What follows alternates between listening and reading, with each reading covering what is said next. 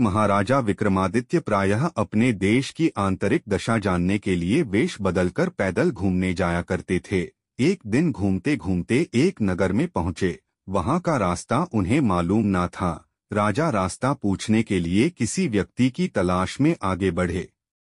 आगे उन्हें एक हवलदार सरकारी वर्दी पहने हुए दिखा। राजा ने उसके पास जाकर पूछा, महाशय, अमुक स्थान जाने का रास्ता क्या है, कृपया बताइए। हवलदार में अकड़कर कहा, मूर्ख, तू देखता नहीं, मैं हाकिम हूँ, मेरा काम रास्ता बताना नहीं है, चल हट, किसी दूसरे से पूछ।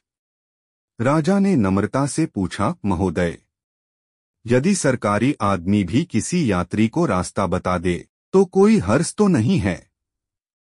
खैर, मैं किसी दूसरे से पूछ लूंगा, पर इतना तो बता दीजिए कि आप किस पद पर काम करते हैं। हवलदार ने भौहें चढ़ाते हुए कहा, अंधा है, मेरी वर्दी को देखकर पहचानता नहीं कि मैं कौन हूँ। राजा ने कहा, शायद आप पुलिस के सिपाही हैं। उसने कहा, नहीं, उससे ऊंचा। तब क्या नायक हैं? नहीं, उससे भी ऊंचा। अच्छा, तो आप हवलदार हैं?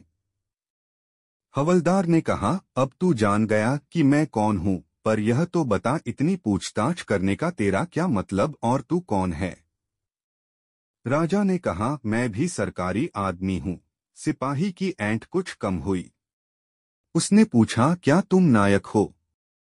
राजा ने कहा, नहीं, उससे ऊंचा। तब क्या आप हवलदार हैं?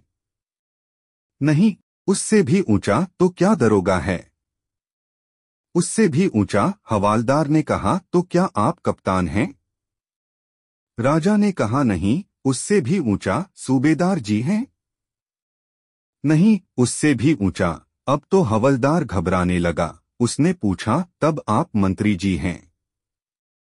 राजा ने कहा, भाई, बस एक सीढ़ी और बाकी रह गई है। सिपाही ने गौर से देखा तो शादी पोशाक में महाराजा विक्रमादित्य सामने खड़े हैं। हवलदार के होश उड़ गए। वह गिड़गिड़ाता हुआ राजा के पांव पर गिर पड़ा और बड़ी दीनता से अपने अपराध की माफी मांगने लगा। राजा ने कहा, माफी मांगने की कोई बात नहीं है। मैं जानता हूँ कि जो जितने नीचे है वह उतने ही अकड़ते हैं। जब तुम बड़े बनोगे तो मेरी तरह तुम भी नम्रता का बर्ताव सीखोगे। जो जितना ही ऊंचा है वह उतना ही सहनशील एवं नम्र होता है, और जो जितना नीच एवं ओछा होता है वह उतना ही ऐंठा रहता है। इसीलिए कहा गया है, विद्या विवादाय धनम मदाय शक्ति परेशान परिपीडनाय खलस्य साधोर विपरीत मेतत ज्ञानय दानाय च रक्षणाय। अर्थात दुष्ट व्यक्ति के पास विद्या हो तो वह विवाद करता है, धन हो तो घमंड करता है, और यदि शक्ति हो तो दूसरों को परेशान करता है। वहीं साधु प्रकृति का व्यक्ति विद्या ज्ञान देने में, धन दान देने में और शक्ति दूसरों की रक्षा करने में खर्च करता है।